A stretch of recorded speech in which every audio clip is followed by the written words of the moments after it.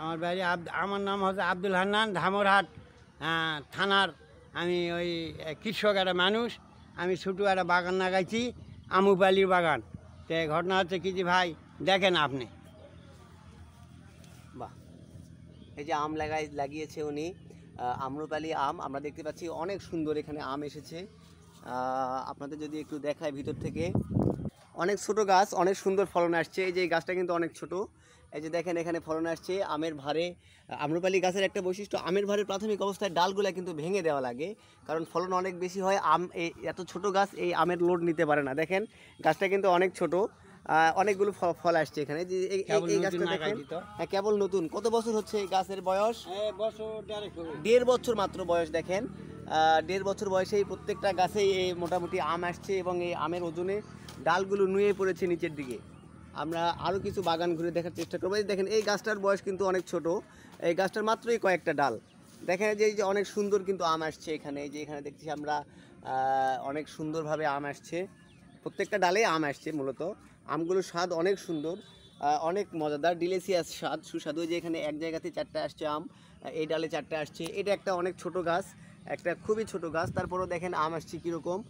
নওগাঁতে সারা বাংলাদেশেই এই আমের ফলনটা অনেক ভালো। আমরা ঘুরে ঘুরে আপনাদের দেখাচ্ছি বিনোদনের জন্য। এবং আম্রপালি গাছে আপনারা কিভাবে লাগাবেন দেখেন। এই যে দেখেন অনেক ছোট গাছেই কিন্তু ফল আসছে। আমের কালার, আমের স্বাদ এবং আমের এই যে হোয়াইট এবং গাছের যে সব দিক দিয়ে চিন্তা করলে সত্যি এটা অনেক সুন্দর। আমরা এই পাশ থেকে এই যে এই শাড়িটা আছে, এই শাড়িতে কিছু দেখার চেষ্টা করছি। প্রত্যেকটা গাছে আম আসছে। দেখেন দেখেন গাছের বয়স কিন্তু অনেক ছোট, অনেক ছোট গাছ, অথচ আম আসছে। দেখেন এই গাছটা কিন্তু অনেক ছোট গাছ।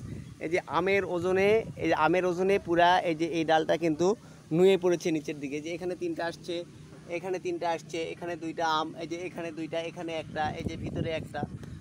মোটামুটি খুবই ভালো বলা চলে।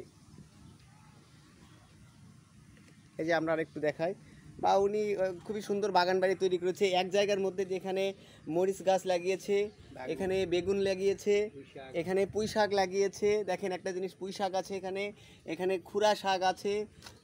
তারপরে আমরা এখানে দেখতে পাচ্ছি অনেক প্রকার শাক সবজি চাষ করেছে অল্পের মধ্যেই, খুব ছোট জায়গার মধ্যেই। এটা একটা খুবই সুন্দর। দেখেন আমের কিছু ফলন দেখা। এখানে ওলকপি লাগিয়েছেন, এখানে সবই অনেক অনেক সুন্দর একটা পরিস্থিতিতে, ছোটো পরিসরে অনেক সুন্দর একটা জিনিস তৈরি করেছেন।